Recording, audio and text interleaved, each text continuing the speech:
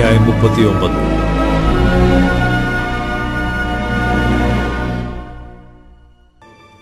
ആ കാലത്ത് ബലദാന്റെ മകനായ മെരോദക് ബലദാൻ എന്ന ബാബേൽ രാജാവ് ഹിസ്കിയാവിന് രോഗം പിടിച്ചിട്ട് സുഖമായി എന്ന് കേട്ടതുകൊണ്ട് അവൻ എഴുത്തും സമ്മാനവും കൊടുത്തയച്ചു.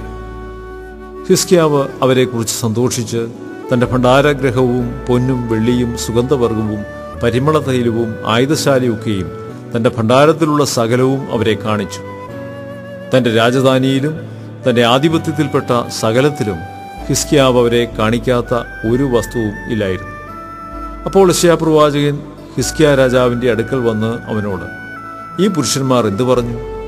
അവർ എവിടെ നിന്ന് നിന്റെ അടുക്കൽ വന്നു എന്ന് ചോദിച്ചതിന് ഹിസ്കിയാ, അവർ ഒരു ദൂരദേശത്ത് നിന്ന് ബാബേലിൽ നിന്ന് തന്നെ എൻ്റെ അടുക്കൽ വന്നിരിക്കുന്നു എന്ന് പറഞ്ഞു.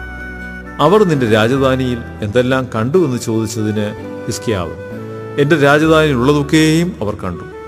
എൻ്റെ ഭണ്ഡാരത്തിൽ ഞാൻ അവരെ കാണിക്കാത്ത ഒരു വസ്തുവും ഇല്ല എന്നുത്തരം പറഞ്ഞു.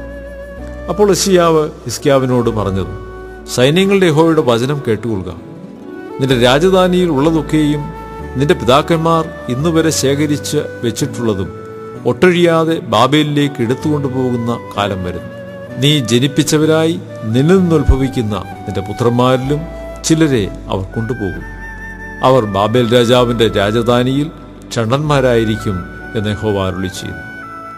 അതിന് ഹിസ്കിയാവ് യെശയ്യാവോട്, നീ പറഞ്ഞിരിക്കുന്ന യഹോവയുടെ വചനം നല്ലത് എന്ന് പറഞ്ഞു.